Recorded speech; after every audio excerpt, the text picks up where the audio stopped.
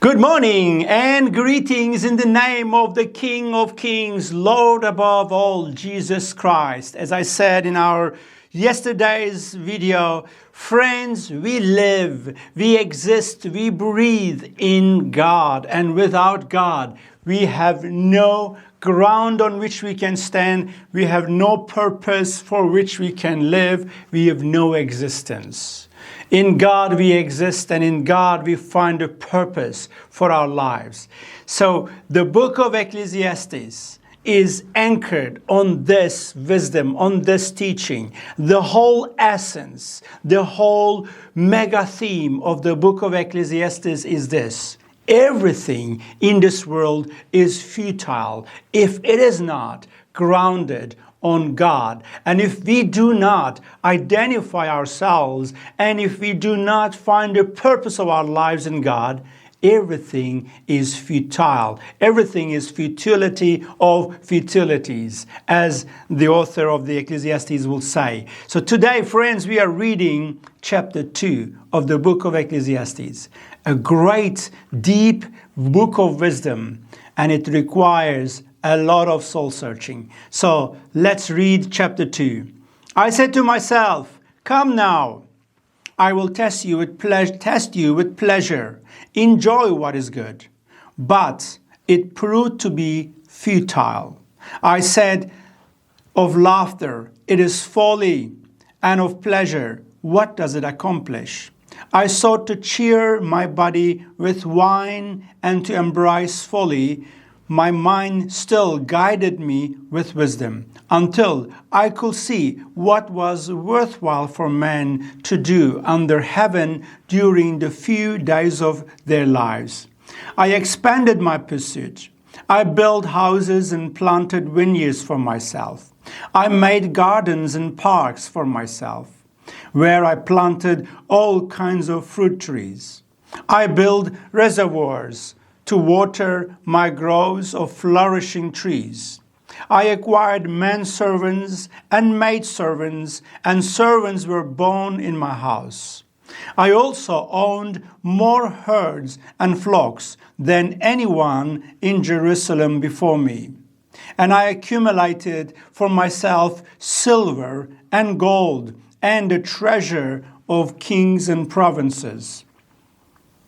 I gathered to myself male and female singers and the delights of the sons of men, many concubines. So I became great and surpassed all in Jerusalem who had preceded me, and my wisdom remained with me. Anything my eyes desired, I did not deny myself. I refused my heart no pleasure, for my heart took delight in all my work, and this was the reward for all my labor. Yet, when I considered all the works that my hands had accomplished, and what I had toiled to achieve, I found everything to be futile, a pursuit of the wind. There was nothing to be gained under the sun. Then I turned to consider wisdom and madness and folly. For what more can the king's successors do than what has already been accomplished? And I saw that wisdom exceeds folly, just as light exceeds darkness. The wise man has eyes in his head, but the fool walks in darkness. Yet I also came to realize that one fate overcomes them both. So I said to myself, the fate of the fool will also befall me. What then have I gained by being wise?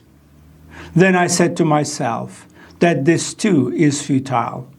For there is no lasting remembrance of the wise, just as with the fool, seeing that both will be forgotten in the days to come. Alas, the wise man will die, just like the fool. So I hated life, because the work that is done under the sun was grievous to me. For everything is futile, and a pursuit of the wind. I hated all for which I had tailored under the sun, because I must leave it to the man who comes after me. And who knows whether that man will be a wise or foolish? Yet he will take over all the labor at which I have worked skillfully under the sun. This too is futile. So my heart began to despair over all the labor that I had done under the sun. When there is a man who has labored with wisdom, knowledge, and skill, and he must give his portion to man who has not worked for it, this too is futile and a great evil. For what does a man get for all the toil and striving with which he labors under the sun? Indeed, all his days are filled with grief, and his task is sorrowful. Even at night, his mind does not rest. This too is futile. Nothing is better for a man than to eat and drink and enjoy his work. I have also seen that this is from the hand of God. For apart from him, who can eat and who can find enjoyment? The man who is pleasing in his sight, he gives wisdom and knowledge and joy. But to the sinner, he assigns the task of gathering and accumulating that which he will hand over to the one whom God is pleased with. This too is futile and a pursuit of the wind. Wow, friends, this was a longer one, and again a very, very deep one. As I said at the beginning of the video, we live, we exist, we breathe in God. And the purpose of our existence is to serve God, to know God, to worship God, and to serve God. Here in this chapter of Ecclesiastes, King Solomon explains that pretty much every aspect of life is futile and futility of futilities if it is not in service of God. But I like the way how he concludes, how he ends this chapter. He says, even the people who do not acknowledge God, they work hard, they accumulate wealth and riches, only to hand it over to those whom God favors. It's amazing. Nothing belongs to us, nothing in this world. You may work very hard, you may accumulate, you may save a lot of money, you may build houses and gardens and vineyards and farms, like King Solomon has said he has done it in his own life. Right in this chapter, we just read it. You may do that, only to hand it over to someone after yourself. And all that labor, all that toiling is futile if you are not serving God. All our activities must be for the purpose of serving God. Otherwise, there is no fulfillment, there is no satisfaction, there is no purpose. It's just futile. What a profound wisdom here.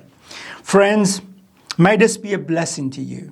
And as I said earlier, if our ministry is a blessing to you, please consider supporting us with a regular or once-off donation. To do so, simply go to countontochrist.com/donate. May our Lord Jesus Christ bless you, and God willing, I'll see you tomorrow morning with the next chapter of the book of Ecclesiastes. Goodbye.